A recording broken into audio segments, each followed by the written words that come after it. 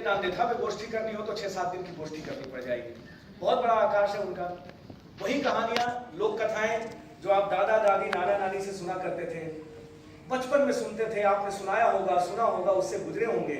उन्हीं छोटी छोटी कहानियों जिनको आप बहुत सरल समझते हैं, आपको लगता है बड़ा ही मजेदार सा किस्सा है, उसको विजय नामदेथा इतनी बड़ी, जिसको कहते हैं बड़ा आकाश दे देते हैं और एक ऐसा क्षितिज बनाते हैं, सोचने पे हम मजबूर हो जाते हैं क्या इस कहानी को इस तरह से भी कहा जा सकता था, ये कहानी इतनी बड़ी हो सकती है, इतना मैसेजेबल हो सकता है। ये तो बिल्कुल ऐसे ही हंसी मजाक में बच्चों वाली कहानी थी। ये उनकी लेखनी की खासियत है। अभी जो कुछ मैं सुनाने जा रहा हूं, अब कथा गायन वाचन पे बहुत सारी चर्चा नहीं करते हैं क्योंकि वो देखेंगे। मैं आप तक उस कहानी को पहुंचाने की कोशिश करूंगा। अगर आप तक वो कहानी पहुंचती है तो विजय नामदेथा जी की कृपा, वो जहां भी है वहां से वो अपना आशीर्वाद मेरे पे बनाए रखें। मैं कोशिश करूंगा कि कथा गायन वाचन शैली में एक कहानी आप तक पहुंचा सकूं। मैं कितना आप तक पहुंच पाऊंगा मुझे नहीं मालूम है, मैं अपनी कोशिश जारी रखूंगा।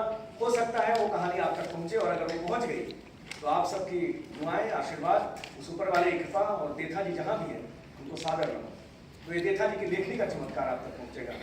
मैं क्या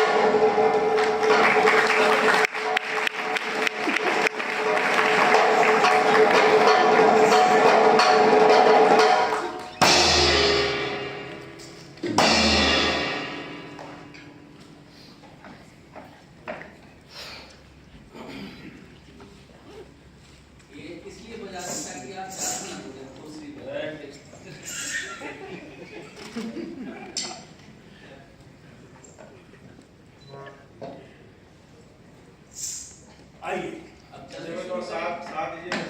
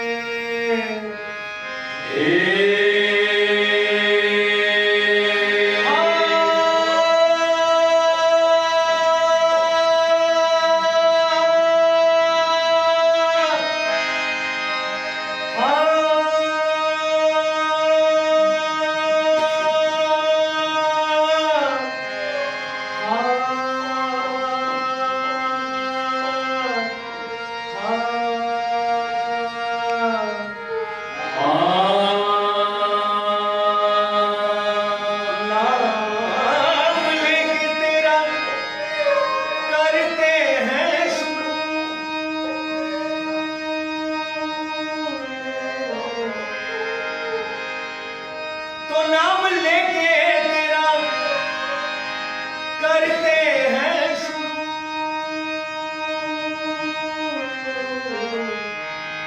नाम लेके तेरा करते हैं, रख लेना नाम लेके तेरा करते हैं शुरू, रख ले लाज गुरु, रख ले लाज गुरु, नाम लेके तेरा, नाम लेके तेरा, नाम लेके तेरा, नाम लेके तेरा, नाम लेके तेरा, तो नाम लेके तेरा करते हैं शुरू, रख ले लाज गुरु, रख ले लाज गुरु, नाम लेके तेरा।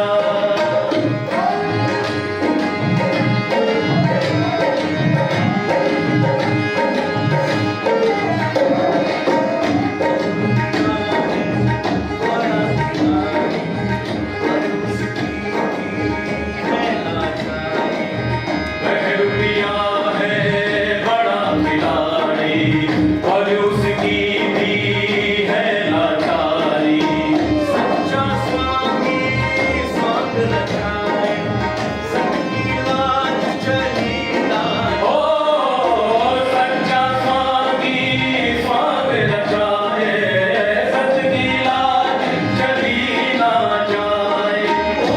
ऊपर बैठा बोल रहा है,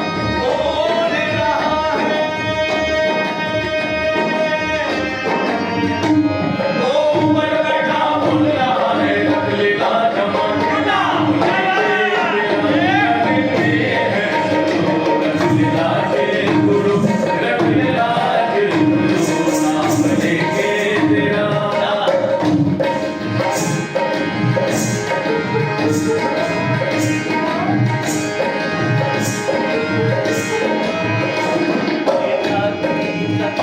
ये कथा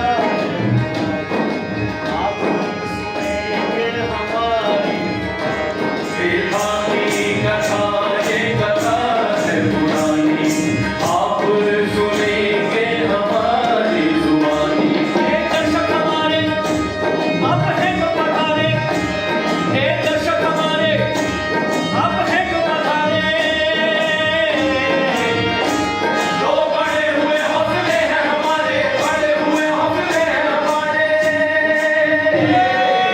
तो नाम करते हैं शुरू, रख ले लाज गुरु, रख ले लाज गुरु, नाम लेके तेरा करते हैं शुरू, रख ले लाज गुरु, रख ले लाज गुरु, नाम लेके तेरा।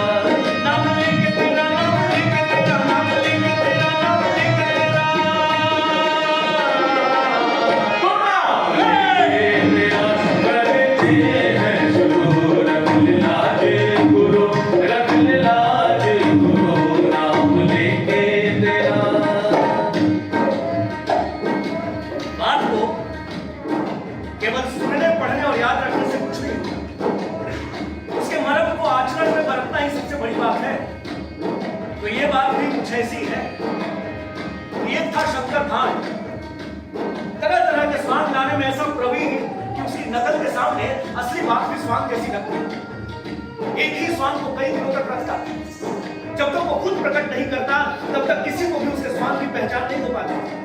100 तरह की बोलियां जानता था, पंछी जानवरों की आवाजें हूबहू अपने गले में बिठा लेता। खुद जानवर तक पहचान नहीं सकते थे कि कोई मनुष्य उसकी नकल कर रहा है।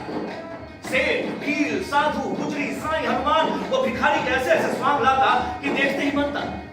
तो जिस किसी ने उसके स्वांग को देखा वो इस बात की तारीफ करता कि एक चेहरे की बजाय उसके पास अनेक चेहरे हैं और बोलने के लिए एक कंठ के बदले कई कंठ। क्या बात है।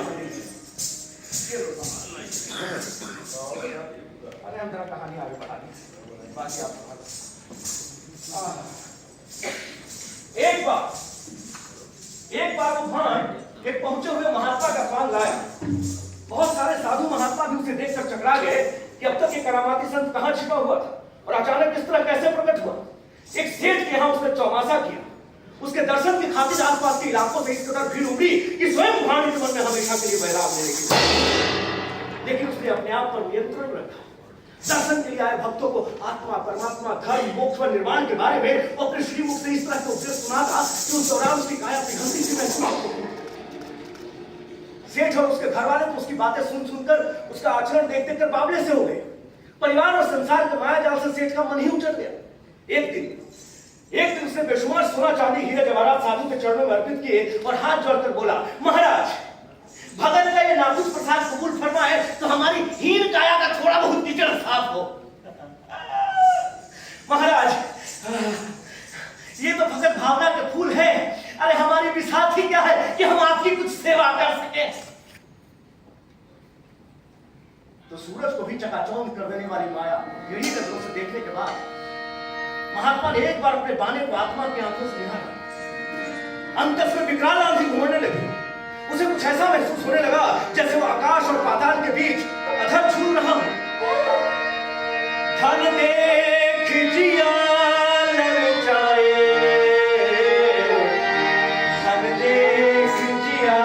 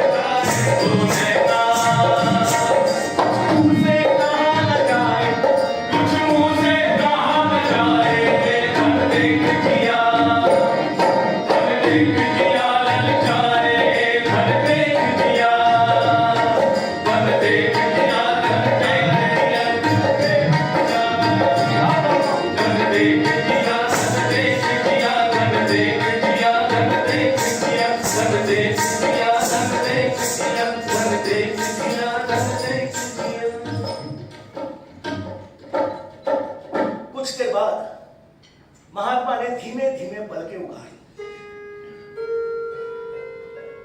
मानो दो उनींदे तारे जगने पर मचल क्यों। महात्मा ने शांत भाव से मुस्कुराते हुए कहा, बेटा, अपनी काया का कीचड़ मेरे मुंह पर क्यों पोत रहा है? तू गिरफ्त होकर जिस अमूलक माया को कंकड़ पत्थर की तरह ठुकरा रहा है, मैं साधु होकर उसके लिए हाथ पसारूं तो मेरे संन्यास को धिक्कार है। अपनी तराजू से जैसा मुझे तोड़ रहा है उतना नादान नहीं हूं। सेठ को सपने में भी सचिते हादसे की आशा नहीं थी। अरे जबरदस्त अनुभवी और व्यवहारिक होते हुए भी उसके हिसाब में ऐसी भारी भूल नहीं होनी चाहिए थी। कई पहुंचे हुए साधु महात्माओं के लोभ लालच से वो अच्छी तरह परिचित था। कीचड़ में सनी मोहन को दांतों से निकाल ले और मन्नत तक ना करे हरामी। लेकिन मानव देहधारी इस देवता ने सब मटिया मेट कर दिया। मानव देहधारी इस देवता ने सब मटिया मेट कर दिया, लेकिन इतनी आसानी से हार मानने वाला वो भी नहीं था। हाथ जोड़कर गिड़गिड़ाते हुए बोला, महाराज, घर गृहस्थ के जाल में फंसे हुए हम कुटिल खलका भी कब वापस माया के लिए भ्रष्ट हो जाए इसका कोई पता नहीं। अभी तो ये माया हमारे लिए धूल के बराबर है, पर कल का कोई भरोसा नहीं है। आप नहीं जानते इस माया के लिए मैंने कैसे कैसे पाप नहीं किए, कैसे कैसे कुकर्म नहीं किए। आपके उपदेशों ने मुझे उबार लिया है। अब आप जाने और ये माया जाने, अपने पावन हाथों से किसी पुण्य कार्य में लगाकर हमारा जीवन सार्थक करें प्रभु। और मैं अपनी तपस्या को धूल में मिला दूं? नहीं बच्चों, मुझे सपने में भी ये प्रपंच मंजूर नहीं है। तुम्हारी तिजोरियों के अलावा इस माया की दूसरी ठौर नहीं। भाई मुझे माफ करो। तो पुतलियों की तरह अविचल सेठ के सभी घर वाले महात्मा के आगे हाथ जोड़कर खड़े थे, पर महात्मा का मन नहीं पसीना।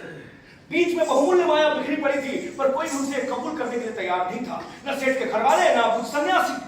आखिर महात्मा को बनी रोष प्रकट करने के लिए मजबूर होना पड़ा। तुम किसके सामने क्या अरदास कर रहे हो उसको पता भी है। ध्यान इस काले सांप को तिजोरी में बंद करो, चौमासी के बाद जैसा कहोगे मान दूंगा।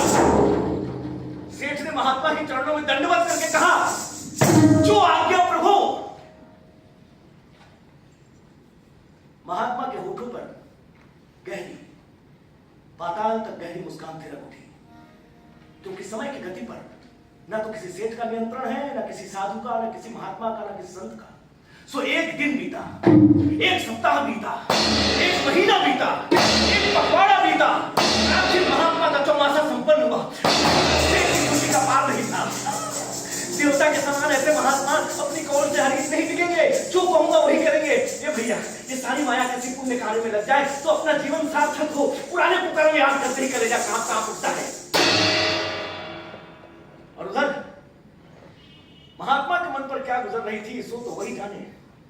तो स्वांग की अवधि समाप्त होते ही पहुंचे हुए महात्मा ने अपना भेद प्रकट किया।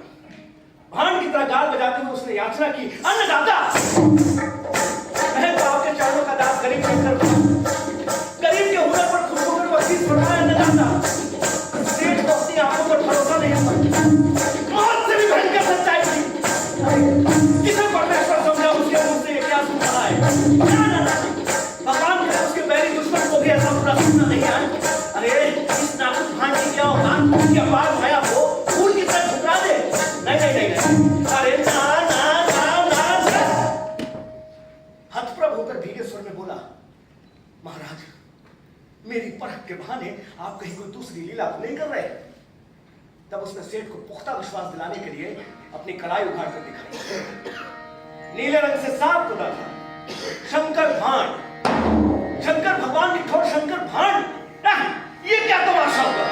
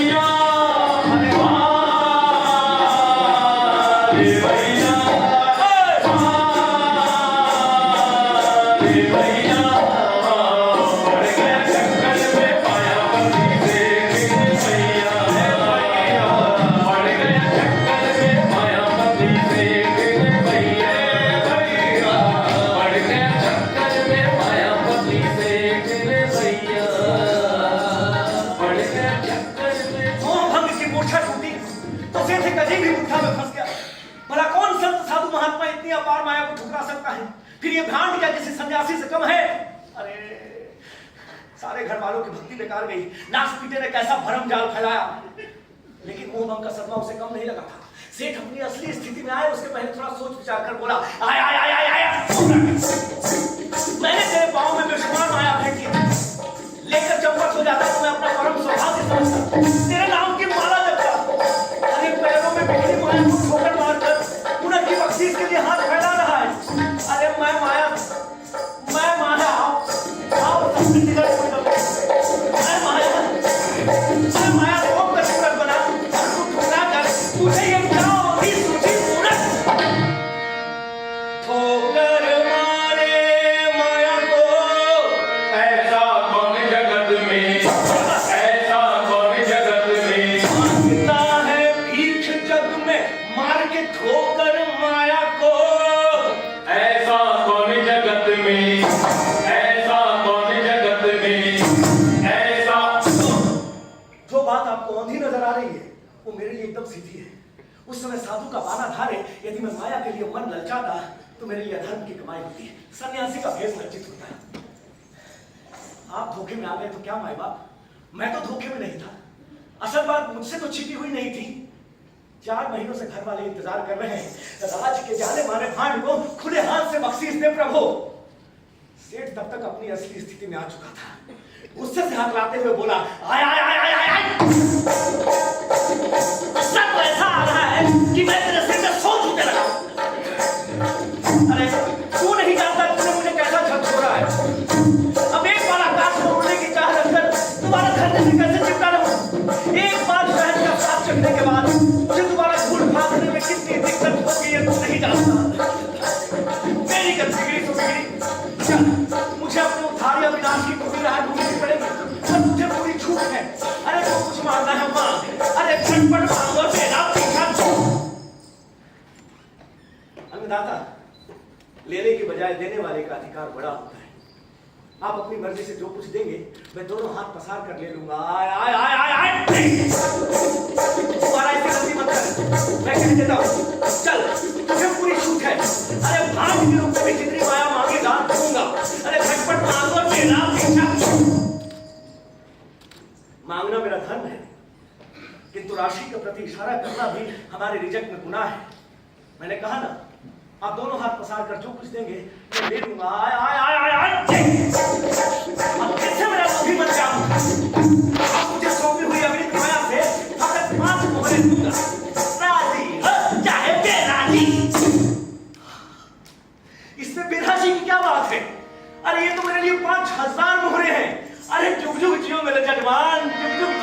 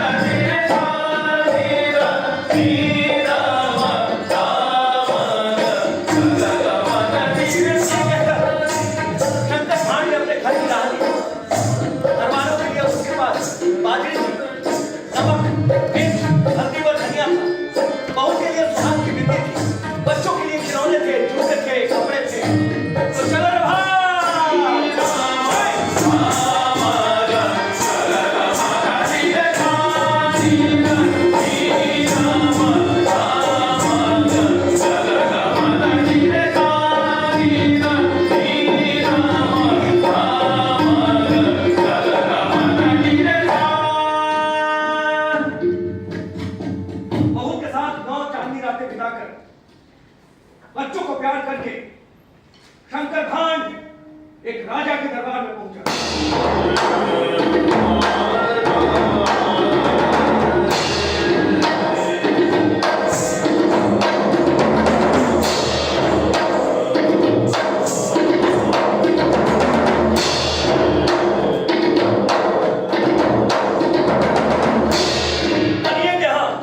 साधु के स्वांग वाली बात राजा के कानों में अच्छी तरह पहुंच चुका था। सारे राज्य में उसका नाम हवा की तरफ फैला हुआ था। राजा ने सिंहासन से उठकर भांड का समुचित आदर सत्कार किया। भांड ने भी राजा के चरणों में दंडवत करने के बाद सभी दरबारियों को झुक झुक कर अभिवादन किया। संयोग की बात श्रीमान, संयोग की बात कि जिस समय वो राज दरबार में उपस्थित हुआ उस समय डांड चुड़ैलों की चर्चा चल रही थी। दीवान ने मौका पाते ही राजा से कहा, हुजूर क्यों ना शंकर भांड से डांड का स्वांग सांप्रत देखें। 3 घड़ी से सभी दरबारियों की जुबान पर एक ही चर्चा है। फिर पता नहीं ऐसा मौका कब हाथ लगेगा। जब सभी दरबारियों की विकट इच्छा देखी तो राजा ने स्वयं अपने श्रीमुख से भांड को आदेश दिया कि वो कल भरे दरबार में डांड का स्वांग लाए।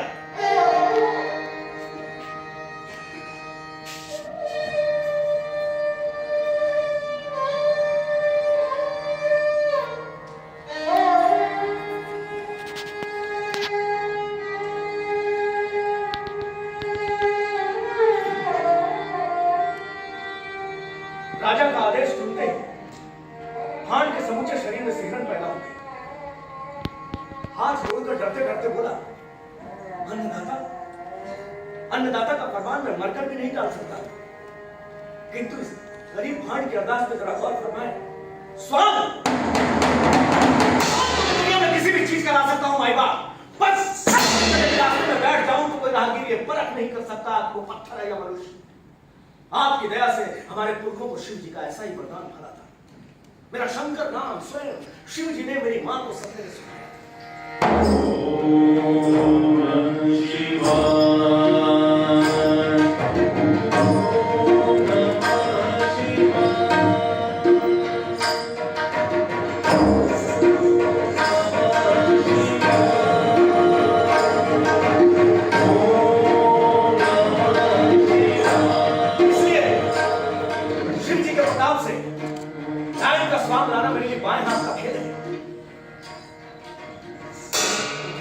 वालों के लिए स्वांग बहुत महंगा पड़ेगा। स्वांग के दौरान यदि सभी कर्तव्य पूरे न किए जाएं तो स्वांग का रंग नहीं जमता। और डायन के स्वांग में जब तक किसी मनुष्य का कलेजा चीर कर उसके लहू का खप्पर न पिया जाए तब तक स्वांग पूरा नहीं होता। पर माफ करें अन्नदाता, मैं अधूरा स्वांग नहीं लाता। स्वांग के पहले और स्वांग के बाद हुजूर का ना कुछ ताबेदार हूं किंतु स्वांग के बीच में अपना होश में प्रवेश कर जाता हूं। फिर मुझे दूसरी किसी भी चीज का कोई होश नहीं रहता। इसलिए मेरी आपसे हाथ जोड़कर विनती है, आप मुझे दाएं का स्वांग लाने के लिए मजबूर न करें। देखा जी अद्भुत कहानीकार है। अपनी कहानी के बीच बीच में वो कुछ पंक्तियां ऐसी डालते जाते हैं जो आपको सोचने पर मजबूर करती है। थोड़ा सा हल्का करारा ऐसा झटका देके चली जाती है। यहां पे देखा जी एक कमाल की लाइन लिखते हैं। देखा जी लिखते हैं कि राजा होने के लिए मोटी बुद्धि का होना जरूरी है। उस मोटी बुद्धि वाले राजा ने पूछा, क्यों गए तू डायन का स्वांग क्यों नहीं ला सकता? राम जाने लगा था उस समय कौन मेरे हाथ से चढ़ जाए। स्वांग के दौरान तो स्वयं हुजूर का भी ध्यान नहीं रहेगा। फिर भी आप सोच विचार कर जैसा आदेश करें उसकी पालना करने के लिए मजबूर हुई। तो मच्छर की तरह दरबारियों को भी काटने के लिए बहाना ढूंढने की जरूरत नहीं पड़ती। एक दरबारी ने अनेक बार झिड़कते हुए कहा, अच्छा तो तेरे ख्याल से अन्नदाता बिना सोचे समझे आदेश फरमाते हैं, तेरी ये मजाल? अबे ये तो मैंने सोचा ही नहीं, क्या मैं बिना सोचे समझे आदेश फरमाता हूं? तेरी ये मजाल? नहीं अन्नदाता, गलती हुई, माफी। सोचने विचारने का काम तो ये गांधी रैयत का है। भला राजा और ईश्वर को सोचने विचारने की जरूरत है। कल तो सूरज भी सोच विचार कर प्रकाश फैलाएगा, सोच विचार कर बादल बरसेंगे, सोच विचार कर हरियाली फूटेगी, सोच विचार कर फूल खिलेंगे, सोच विचार कर बंद कर अपनी बकवास। दीवान बिजली की तरह करता।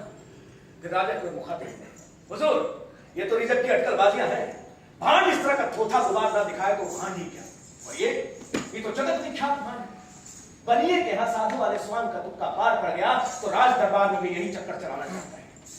रईसों के दरबार में हरामी का कुछ काम नहीं पड़ा।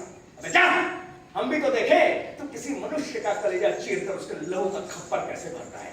तुझे मालूम है कि नहीं, मनुष्य का कलेजा आटे का नहीं होता। दीवान ने देखा देख राजा ने भी कहना शुरू किया, तुझे मालूम है कि नहीं, मनुष्य का कलेजा आटे का नहीं होता। अब तो तुझे कल ही डायन का स्वांग लाना पड़ेगा। और सुन, अगर कल मैं तेरे सामने पड़ जाऊं तो तू मेरा भी कलेजा चीर डालना। बोल, अब क्या बहाना बनाएगा?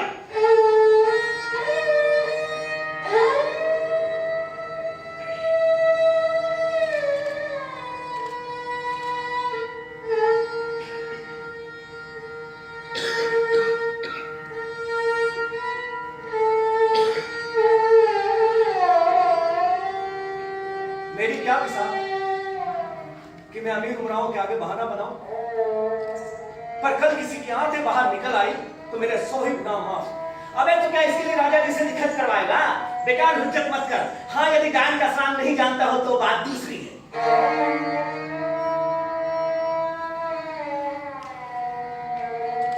मैं डायन का स्वांग नहीं जानता।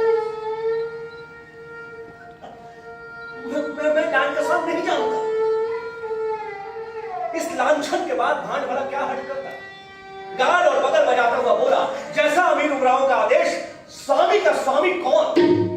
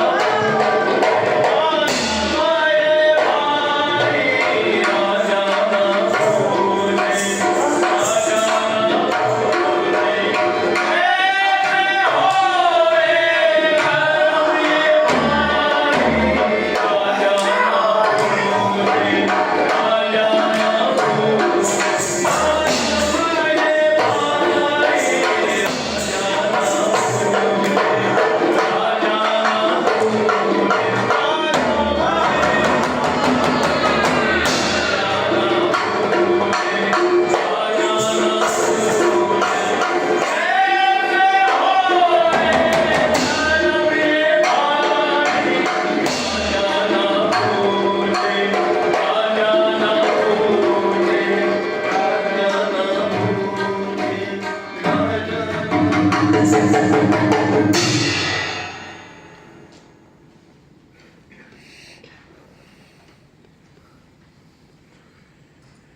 मल्टीमीडिया के जमाने में, ग्लोबलाइजेशन के जमाने में, फेसबुक, व्हाट्सएप, टिंडर, पता नहीं, ट्विटर, इस सोशल मीडिया के जमाने में देथा जी एक ऐसी बात लिखकर गए हैं जो कल भी सच थी, आज भी सच है, और जब ये सब कुछ नहीं रहेगा तब भी सच होगा। देथा जी यहां पर लिखते हैं, होठों की बात हवा से भी तेज चलती है। राज दरबार में चकचक होते ही शान मैदान में कानाफूसी हो गई।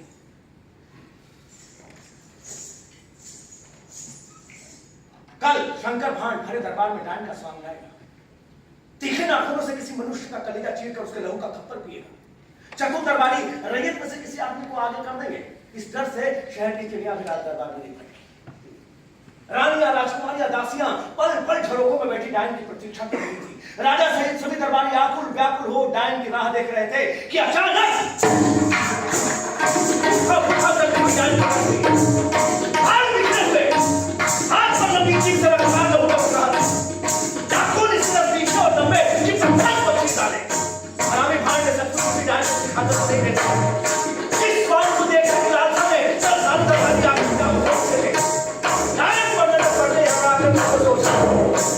जिसकी जिधर इच्छा हुई उधर ही हाथ दौड़ा। राजा सबसे आगे दौड़ा तो 3 बार टकरा लेकिन पीछे मुड़कर नहीं देखा कि डायन कितनी दूरी पर है। दौड़ने की ऐसी महिमा का तो आज ही पता चला है। सबसे बहुत सुबह शाम दौड़ने का अभ्यास करेगा। पता नहीं रात को कब आपका धमके। और हाँ, कल से सभी रानियों को भी दौड़ना सिखाना है। बहुत अच्छा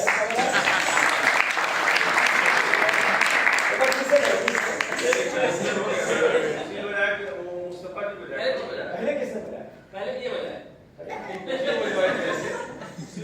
पहले अच्छा चलो फिर मैं क्यों देता हूँ।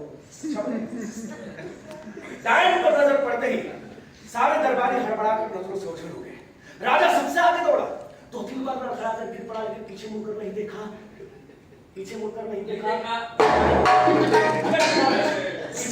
देखा कि डायन कितनी दूरी पर है। दौड़ने की ऐसी महिमा का तो आज ही पता चला है। कल से रोज सुबह शाम दौड़ने का अभ्यास करेगा। और हाँ, कल से सभी रानियों को भी दौड़ना सिखाएंगे।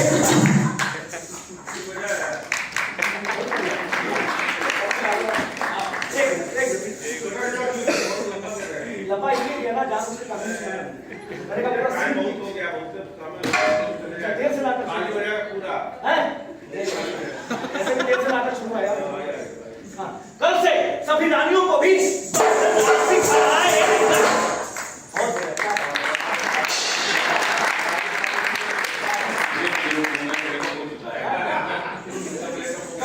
क्या बात है। कल से सभी रानियों को भी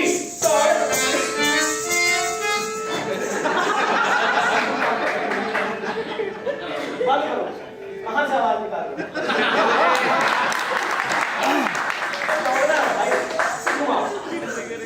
कल से सभी रानियों को भी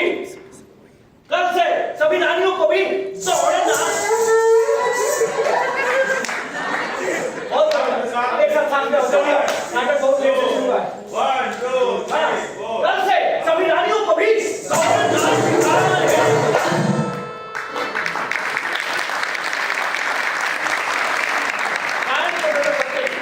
सारे दरबारी हड़बड़ाकर नजरों से ओझल हो गए। फकत राजा का साला नहीं भाग सका। वो शराब के नशे में धुत बेहोशी की हालत में वहीं पड़ा रहा। नहीं, 1-2 बार उसने उठने की कोशिश की, लेकिन सहसा डायन से आंखें लड़ गई। डायन का किससे क्या रिश्ता? सीधा उसके कलेजे में जा चढ़ी। देखने नाखूनों से उसका कलेजा चीर डाला। वक्ती खान में 2-3 बार मारा।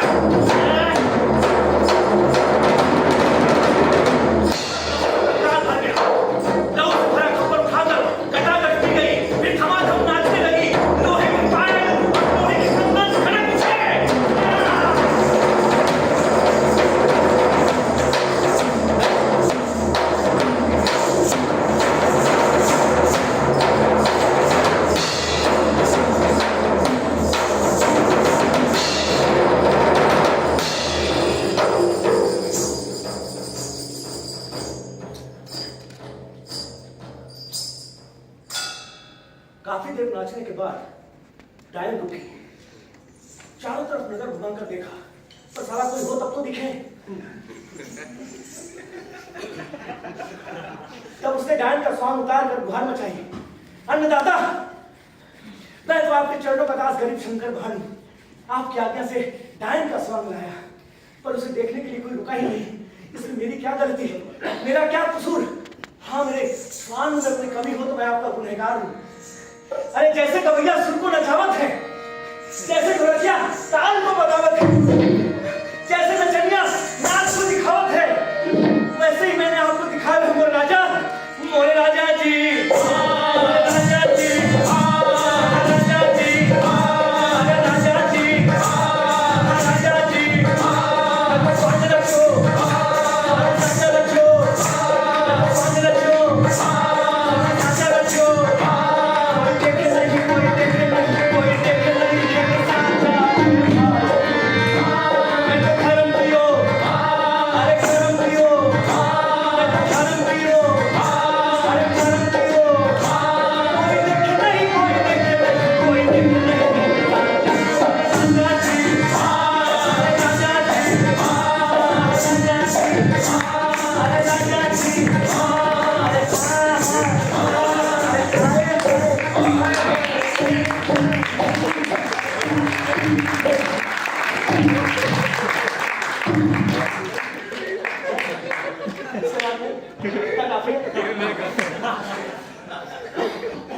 राज्य के जाने माने भांड को खुले हाथ से बख्शीश दे प्रभु। हत्यारा! दीवान बिजली की तरफ लड़का, अरे पकड़ो पकड़ो, अभी उधर की बख्शीश के लिए हाथ फैला रहा है, अरे कहीं हरामी फरार न हो जाए। तो पीसीओ दरबारी भूखे चीतों की तरह झपटे, लश्कर रस्सियों से टकराकर बांध दिया।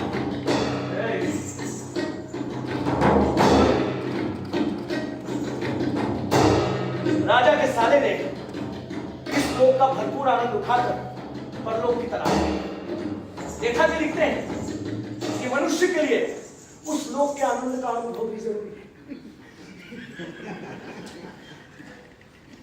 फटी हुई आंखों से लगातार लहू टपक रहा था।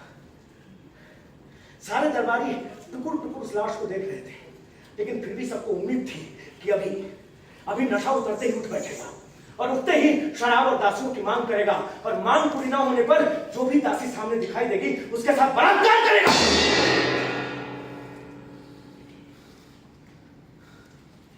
माफ करें श्रीमान, कहानी यहां पर खत्म नहीं होती है। कहानी तो फिर से शुरू होती है, जब शुरू होती है कहानी में राजनीति। जब रानी भाई की मौत का समाचार सुनकर चंडी का विकराल रूप धारे राज दरबार में दौड़ी दौड़ी आई।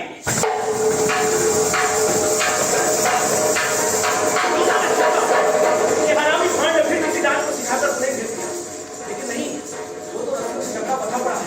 तो क्या ये सच में रानी जी हैं?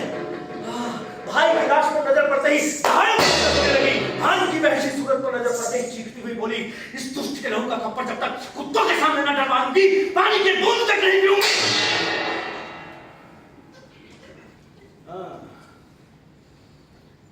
इस दुष्ट के लहू का खप्पर जब तक कुत्तों को नहीं डलवाएगी, पानी की बूंद तक नहीं पिएगी। वाह! वापस दरबार लगा।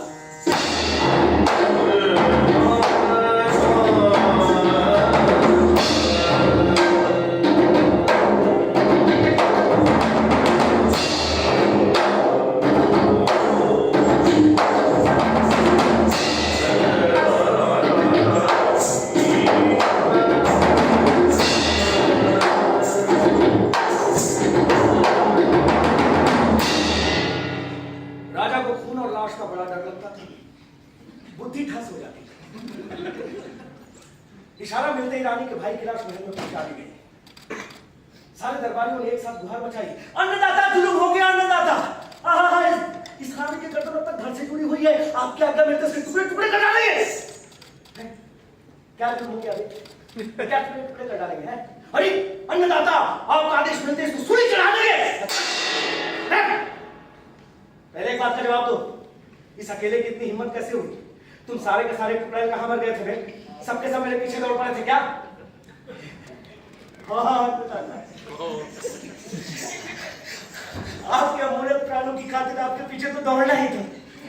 आखिर हमारे मालिक आप जो ठहरे। अच्छा ये बात है।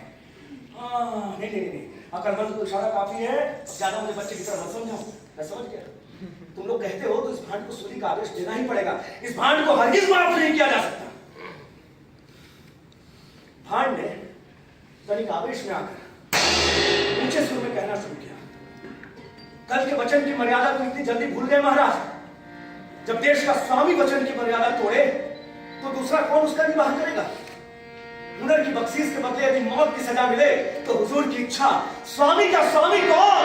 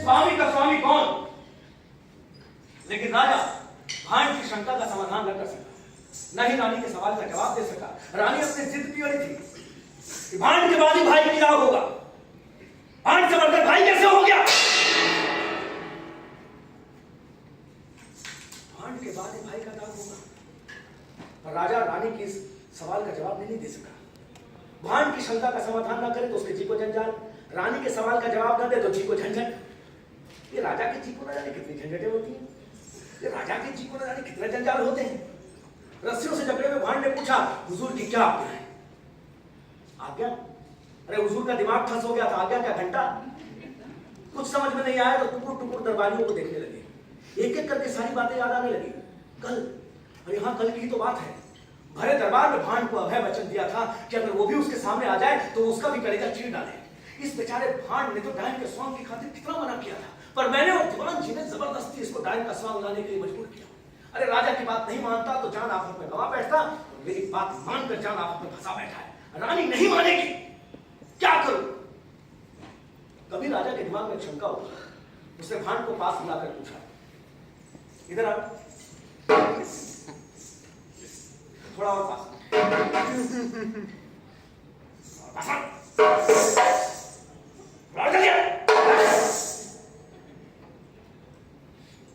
ये बता, ये तूने मेरे ही साले का पेट क्यों चीरा? किसी और का चीट डालता तो कोई बात नहीं थी। क्या करता अन्नदाता? डायन पर नजर पड़ते ही सारे दरबारी गड़बड़ा कर नजरों से ओझल हो गए। फकत आपके साले नहीं भाग सके तो मैं क्या करता? अच्छा ये बात है, अगर तू ये जानता कि वो मेरा साला है तो तू ऐसी बेजा हरकत नहीं करता है ना? नहीं हुजूर, स्वांग के दौरान ऐसी कोई गुंजाइश नहीं होती। मैंने इसीलिए तो इस स्वांग की खातिर आपको इतना मना किया था, पर आप माने ही नहीं तो मैं क्या करता? कौन मना करता? या फिर ये स्वांग लाता ही नहीं, अपने गांव लौट जाता?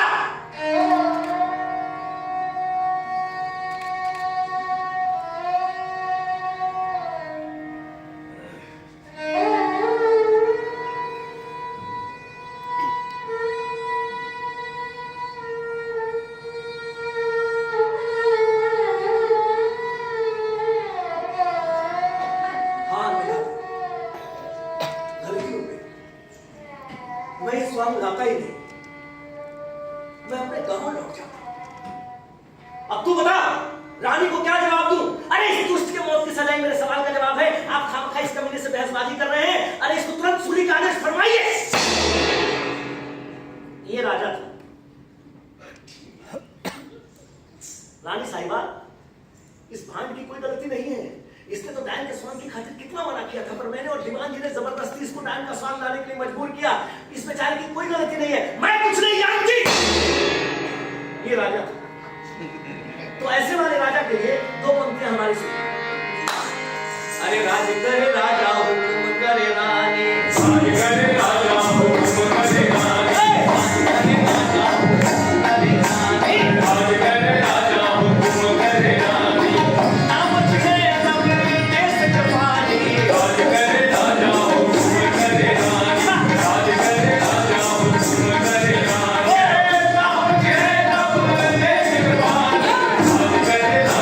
हुक्म करे रानी, राज करे राजा हुक्म करे रानी। आज कल राजा हुक्म करे रानी, ना बचिए तब देश के पानी।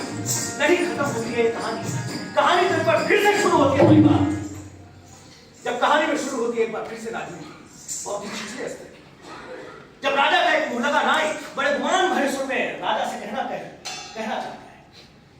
हुजूर, यदि आपकी आज्ञा हो तो एक ऐसी बात बताओ, एक ऐसा उपाय बताऊं कि रानी जी के भाई की मौत का बदला भी चुक जाएगा और आपके वचन की मर्यादा भी मिल जाएगी। कैसे बे कैसे? ऐ हुजूर, यदि इस भांड को अपने रिजट की मर्यादा का इतना ही गुमान है तो आप इसे सती के स्वांग की आज्ञा करवाइए। डायन के स्वांग में किसी दूसरे मनुष्य का कलेजा चीरकर उसके लहू का खप्पर पीने से इस हरामजादे का क्या? सती के स्वांग में ऐसी वचन की मर्यादा निभाए तो जानू।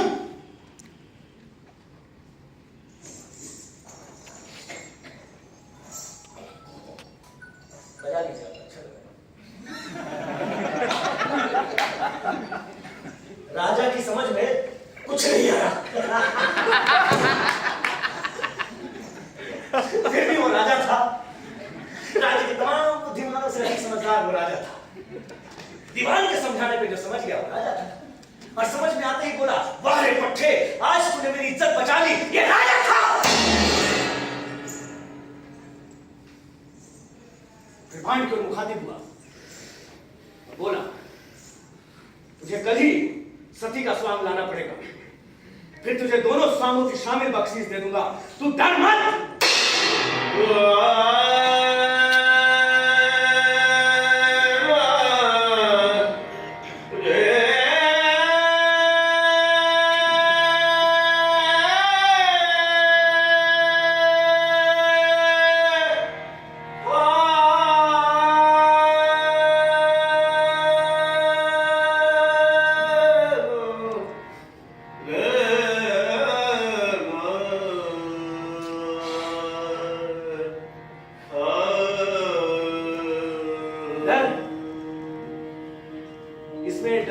बात है माई बाप? डर तो चोरी और जारी का होता है, भला इसमें डरने की क्या बात? लेकिन इस स्वांग के बाद फकत इसी बख्शीश की कामना करता हूं कि मेरे मरने के बाद मेरी भस्मी को मेरे घर वालों तक पहुंचा दिया जाए और मेरे बच्चों को एक वसीयत सुना दी जाए कि रिजक की मर्यादा से बढ़कर दूसरी कोई मर्यादा नहीं। बस उस मोटी बुद्धि वाले राजा ने पूछा था बस, लेकिन उस विचित्र भाण ने राजा की इस बस का कोई जवाब नहीं दिया। तत्पश्चात उस विचित्र भाण ने जैसा कहा वैसा ही किया। चंदन की चिता सजी, हजारों लोग सती का स्वांग देखने के लिए उमड़ पड़े। सती माता सहज भाव से चंदन की चिता पर बैठी। उनके सब का करिश्मा चंदन की चिता में आग की लपटें अपने आप धुंधु कर चल पड़ी।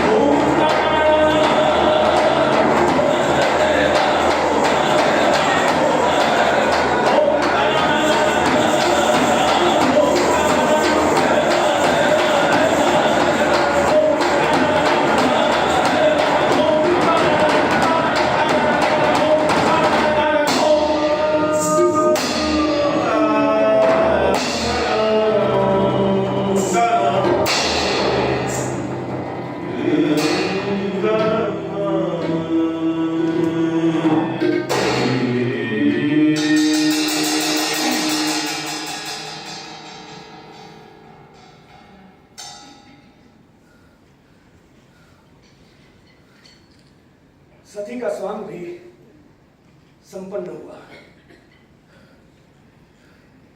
भांड के मरने के बाद राजा ने नाई को ऊंचा ओहदा दिया। हीरे मोतियों से भरी हुई थाल उसे बख्शीश में मिली। रानी का कलेजा ठंडा हुआ। भाई की मौत का बदला भी ले लिया और स्वामी के वचन की मर्यादा भी निभ गई। राजा की खुशी का ठिकाना नहीं था। साले की मौत का बदला ले लिया और रानी के वचन की मर्यादा भी निभा दी और मेरे वचन की मर्यादा को कोई आंच तक नहीं आई। लेकिन माफ करे शिवपाल, राजा की मर्यादा के झूठे अहंकार में और भांड की मर्यादा के सहज गौरव में जाने अनजाने कहीं कोई समानता नहीं थी।